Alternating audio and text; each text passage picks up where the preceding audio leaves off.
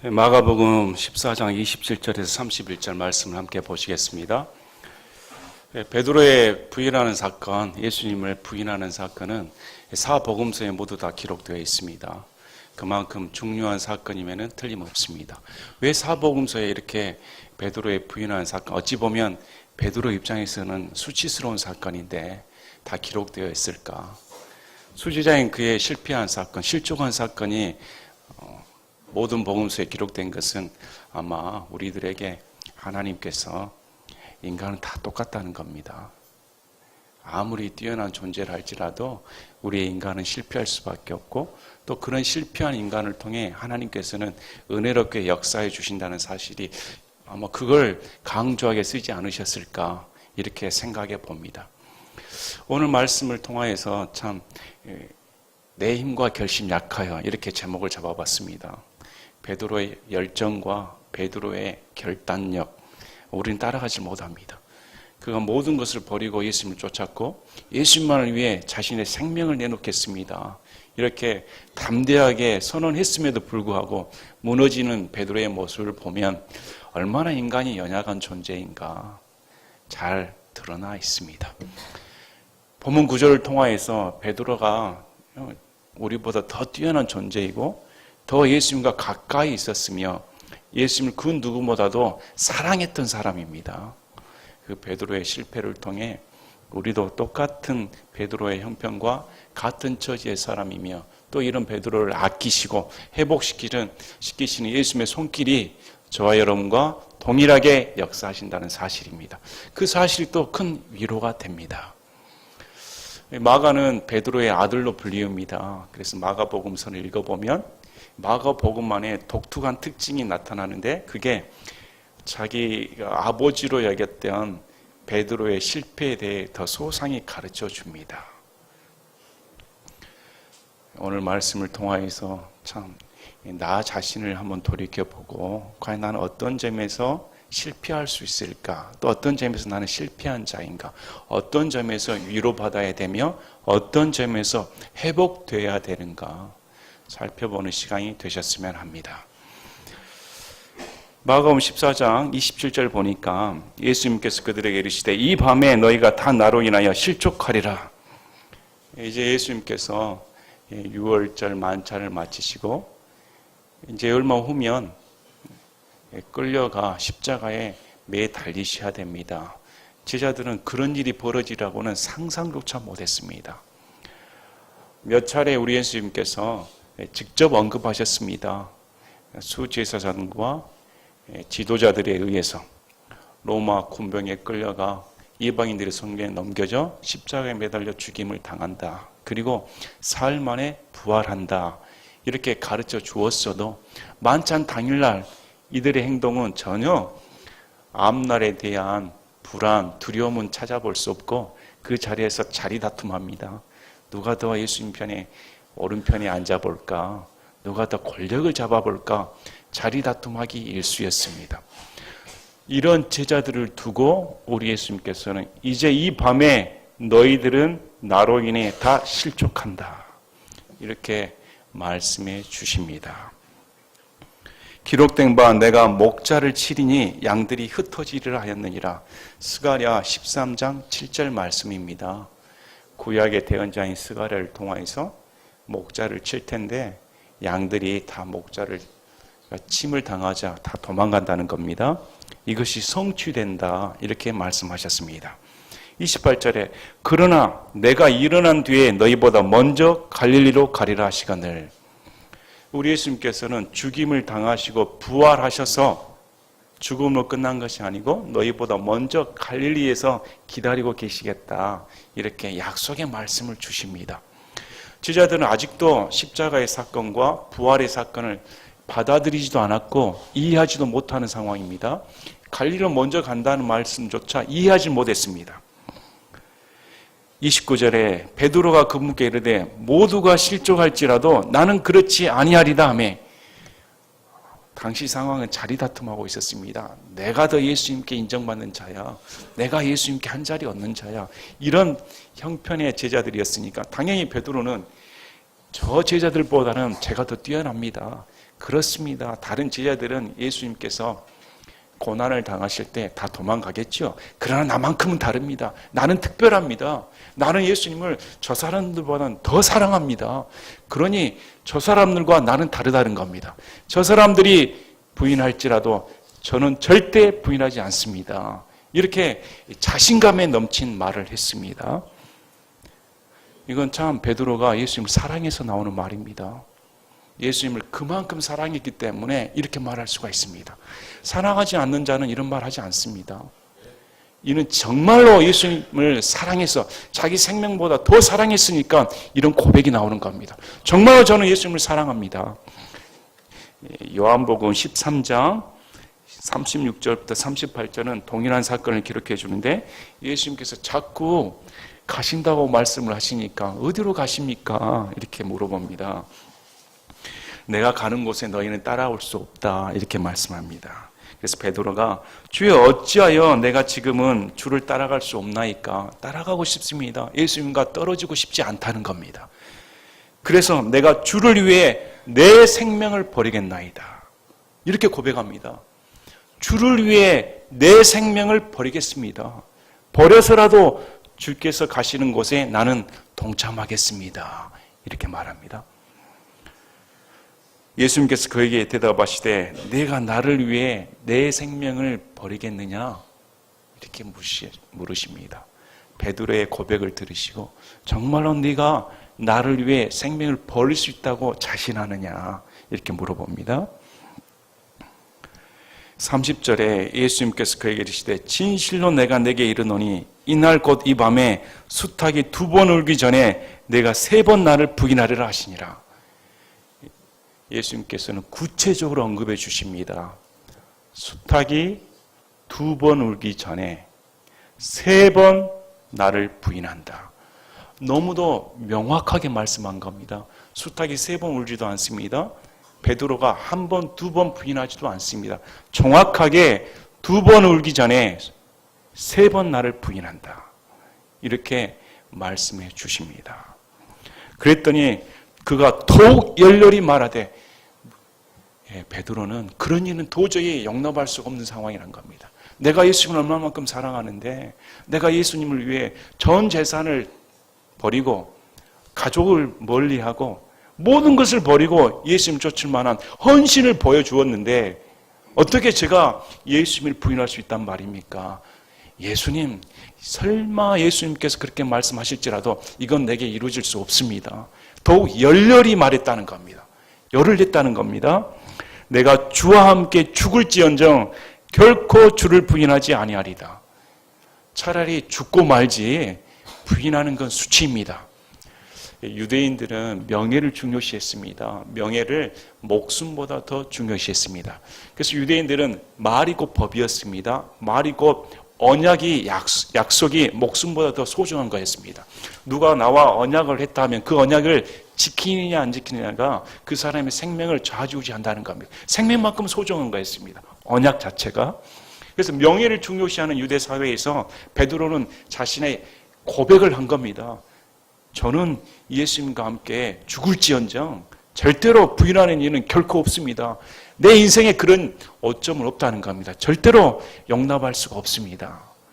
이렇게 베드로가 말을 하였습니다. 여러분이 아시는 것처럼 베드로는 그 후 예수님의 말씀대로 어린 여종 앞에서 부인해버립니다.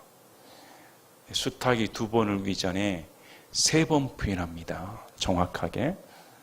그리고 나서 그가 어떻게 말합니까? 누가복음 22장 62절에 나가서 비통하게 우니라. 누가복음부터 베드로의 심정을 잘 드러내 줍니다. 비통하게 울었다. 그냥 운 것이 아닙니다. 슬픔에 복받쳐서 너무도 슬퍼서 울었다는 겁니다.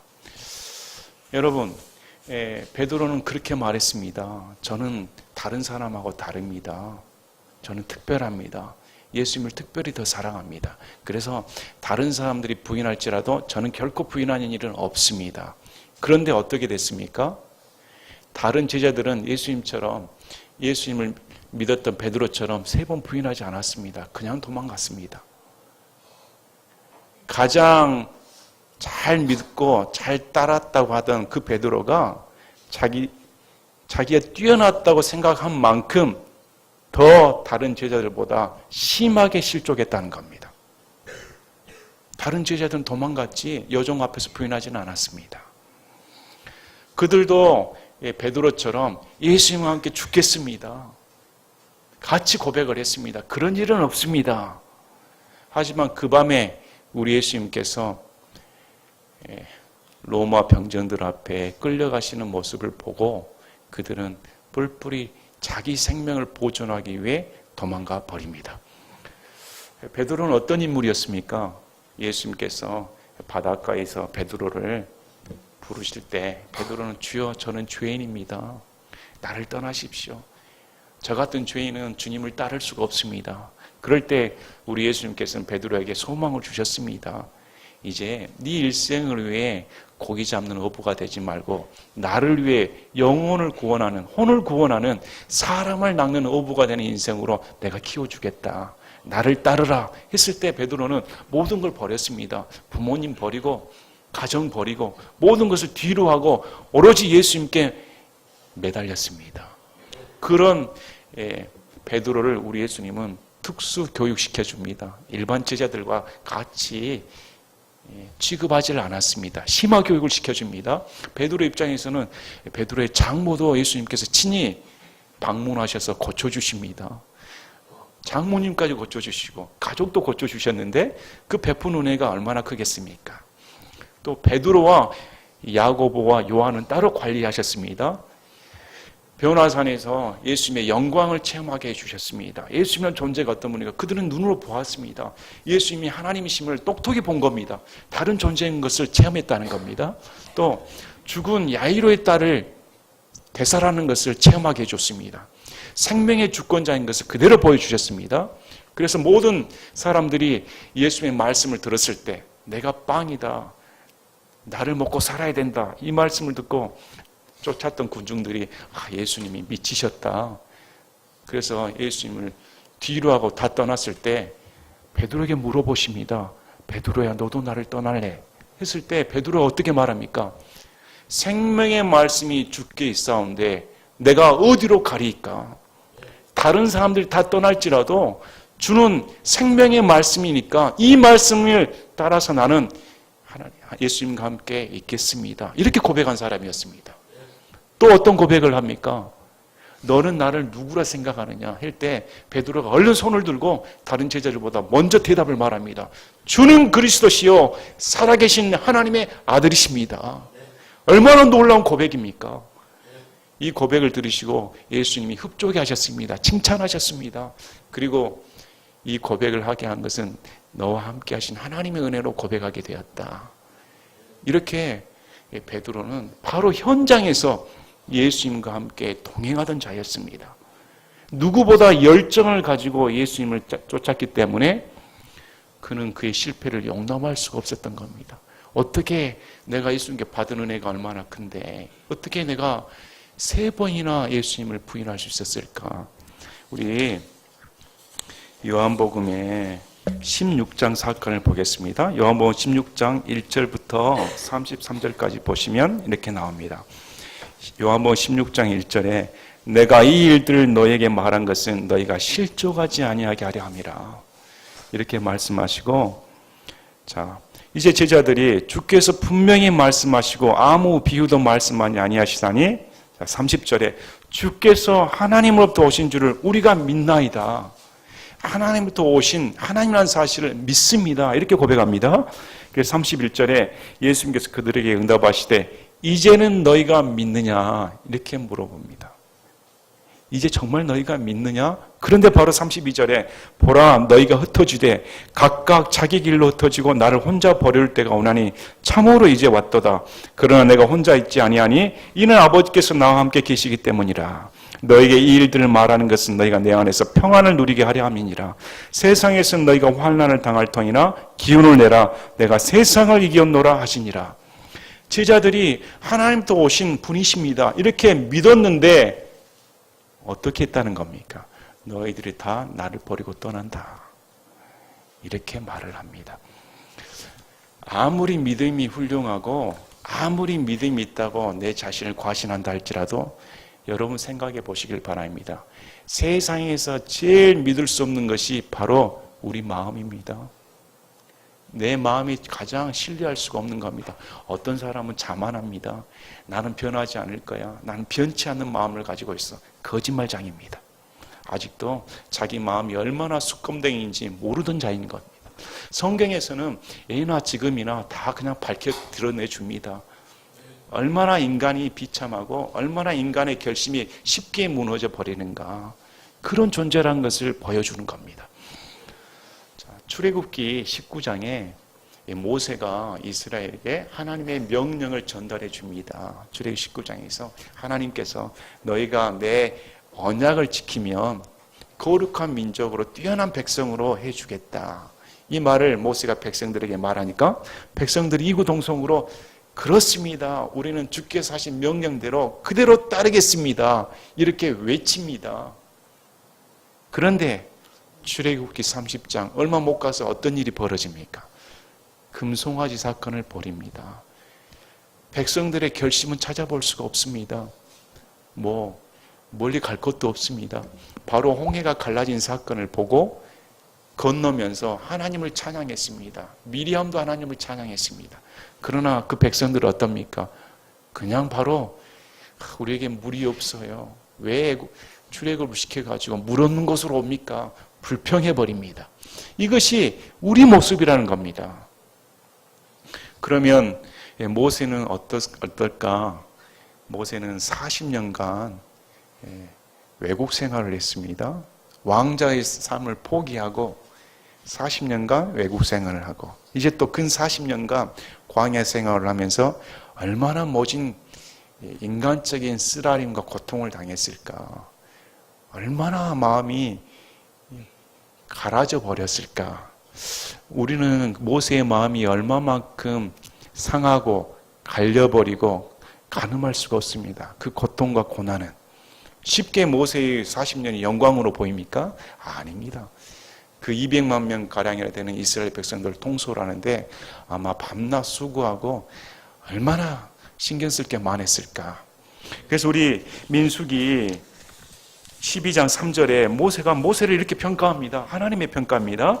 이제 이 사람 모세는 매우 온유하여 지면의 모든 사람보다 온유하였더라. 지면의 모든 사람보다 온유한 자가 모세였다고 성경은 기록해 줍니다. 그러면 모세는 온유했으니까 허점이 없었을까요? 민수기 20장 사건은 우리가 익히 아는 사건입니다. 물이 없으니까 백성들이 불평했습니다. 이제 또 백성들은 모세와 아론에게 나와서 물이 없어 또 우리 죽이려고 하냐, 똑같은 불평을 합니다. 그랬더니 하나님께서 반석 앞에 서서 말하라고 했습니다. 반석 앞에서 말을 하면 물이 나온다. 이렇게 말을 했는데 그 명령을 들은 모세가 어떻게 행동합니까? 반석을 막대기로 2번 칩니다. 2번 치면서 백성들에게 이렇게 말을 합니다. 민수기 20장 7절에 모세와 아론이 반석 앞으로 회중을 함께 모으고 모세가 그들에게 이르되 너희 반역자들아 이제 들으라. 우리가 너희를 위하여 이 반석에서 물을 내야만 하랴 하고 모세가 손을 들어 그 막대기로 반석을 2번 치매 물이 풍성히 솟아나오므로 회중과 그들의 짐승이 마시니라. 막대기로 반석을 2번 치면서 이 반역자들아 마치 자신이 백성들을 위해 물을 내는 것처럼 이렇게 화를 냈다는 겁니다. 하나님은 그렇게 명령하신 적이 없습니다.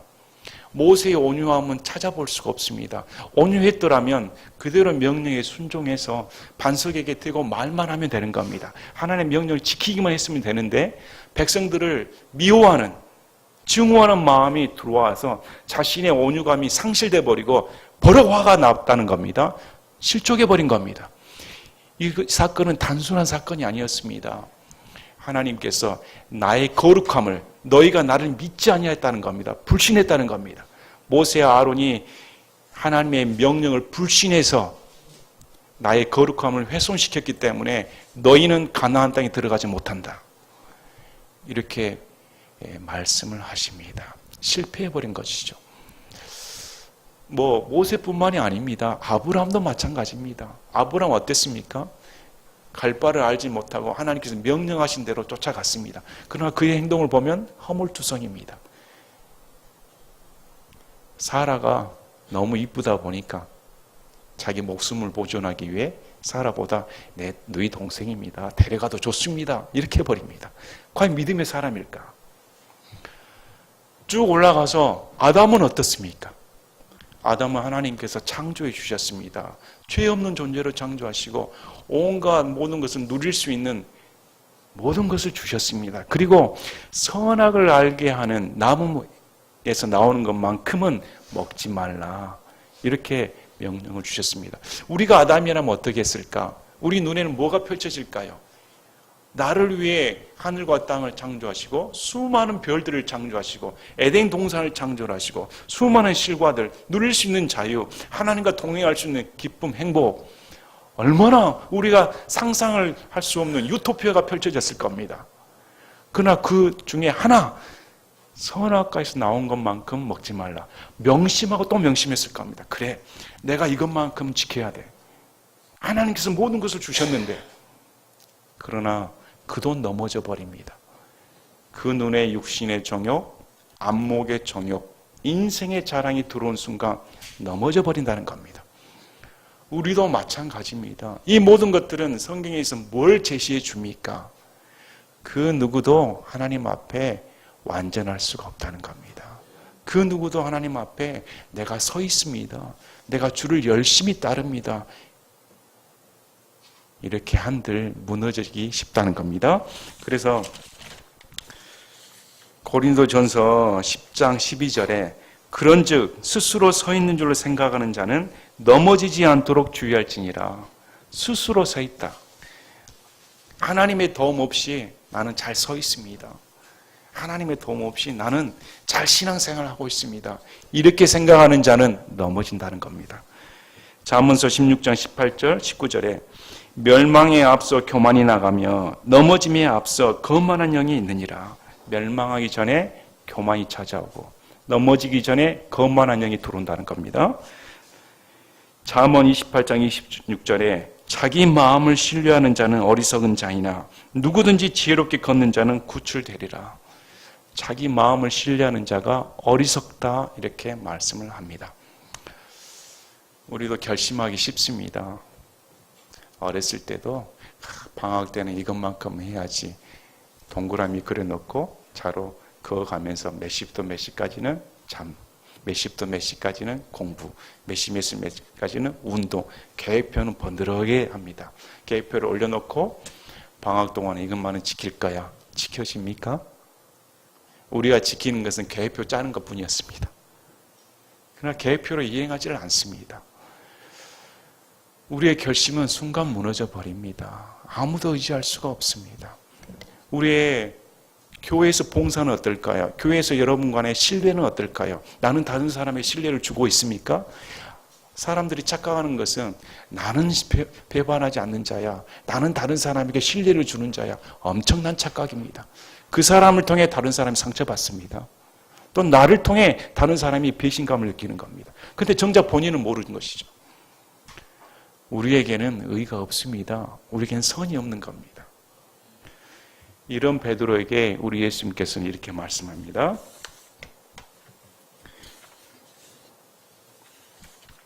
누가복음에 이렇게 말씀합니다. 이걸로 끝장이라면 인간은 다 실패합니다. 이걸로 끝장이라면 어느 누구도 예수님 앞에 설 수가 없습니다. 누가복음 22장 24절부터 나옵니다. 누가복음 22장 24절에는 이 사건의 배경이 만찬식이었습니다. 누구를 가장 큰 자로 여기시켜 하는 일로 다툼이 있었습니다. 그런데 이런 다툼이 있는 자들에게 예수님은 약속의 말씀을 주십니다.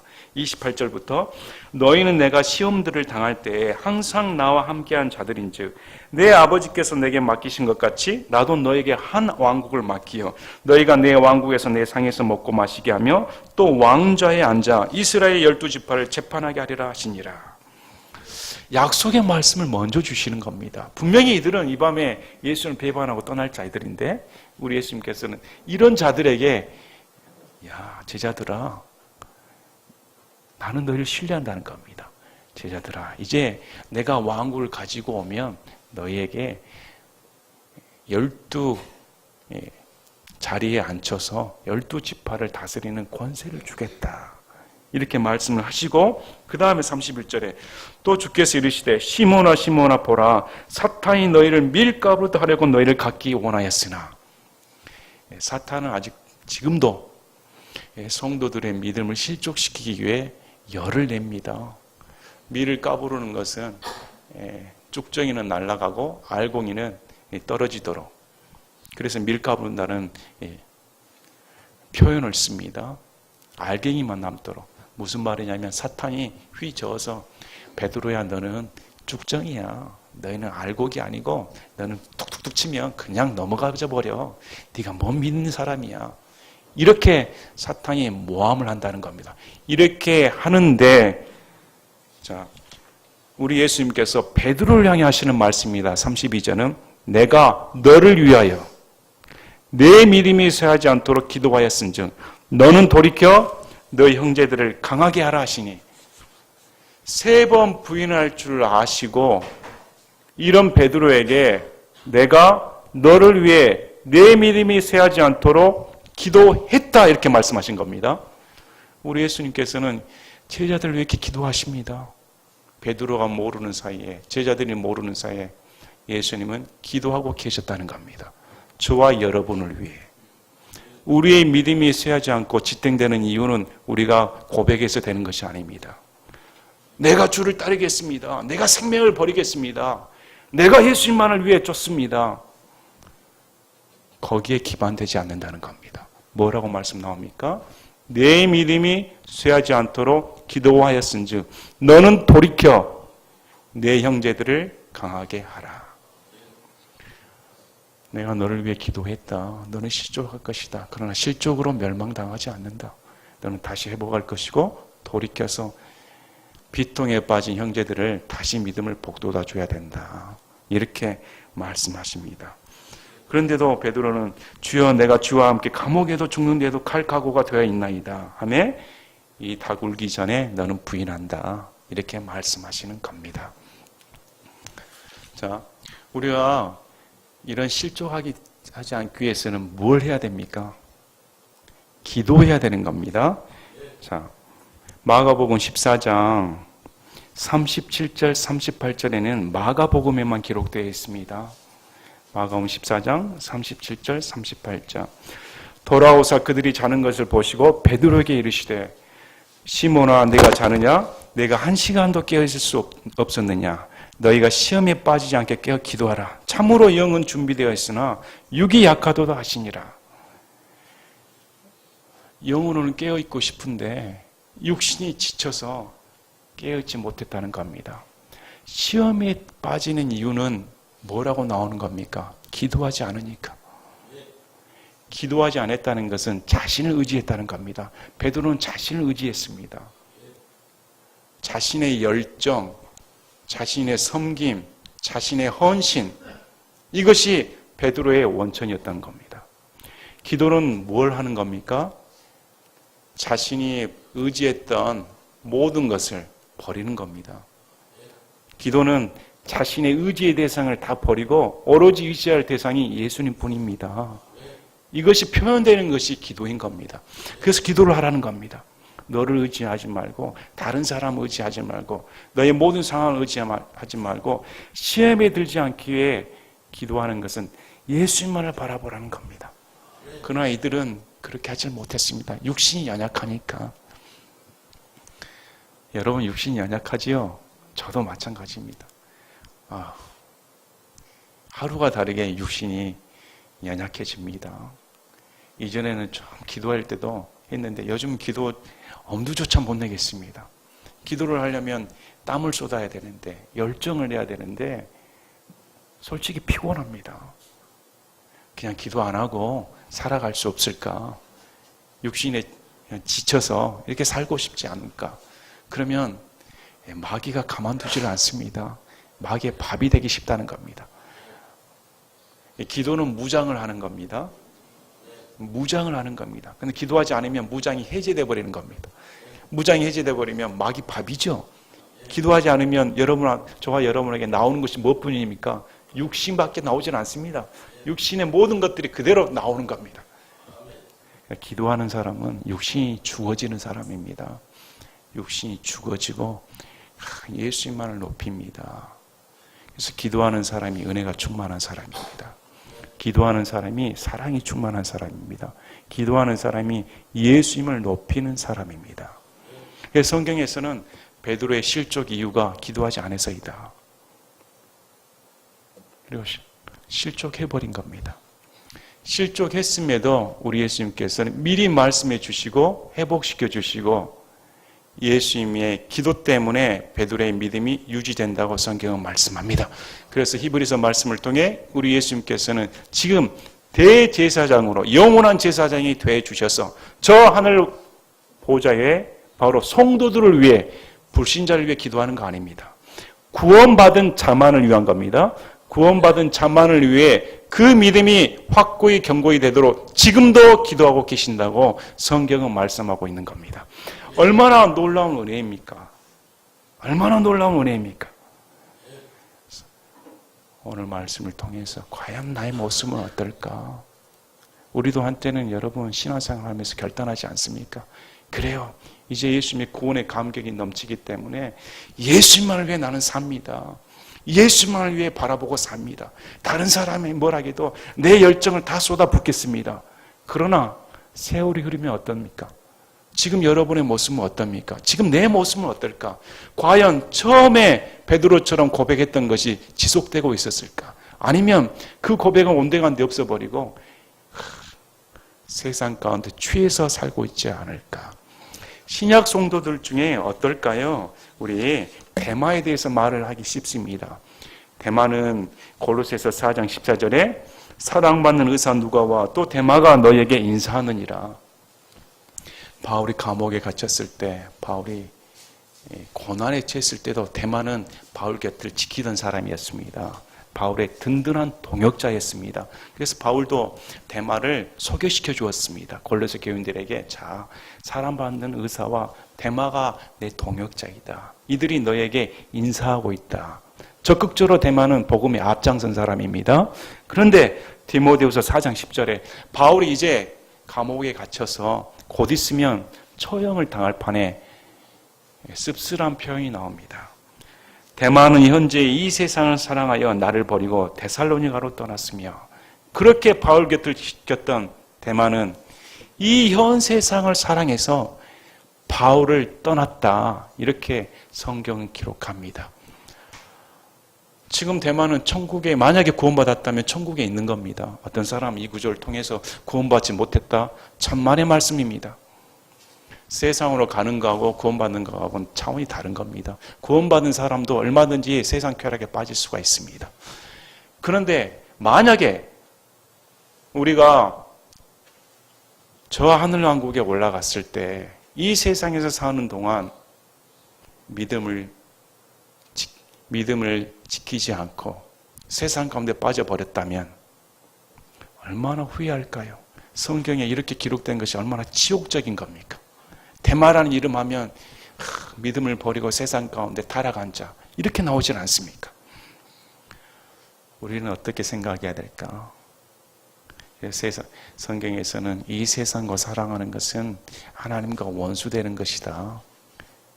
바울은 분명하게 본문 구조를 통해 현 세상과 바울을 구별시켜 버립니다.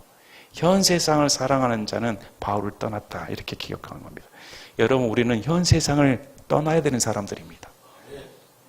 믿음을 떠나는 것이 아니고 현 세상을 떠나 사는 사람이 되어야 되는 겁니다. 아멘. 우리가 말씀을 통해서 정말 나는 어떻게 신앙생활을 해야 될까? 또 아울러 우리의 연약한 마음, 우리의 연약한 결심, 우리의 연약한 결단조차 하나님께서 멸시하지 아니하시고 우리를 지켜주신다. 우리를 지켜주시고 이끄신다는 겁니다. 그것이 은혜입니다. 그래서 베드로의 부인하는 사건이 내 복음서에 다 기록되었음에도 불구하고 베드로는 사도행전에서 자신의 목숨을 내놓을 정도로 예수님을 섬깁니다.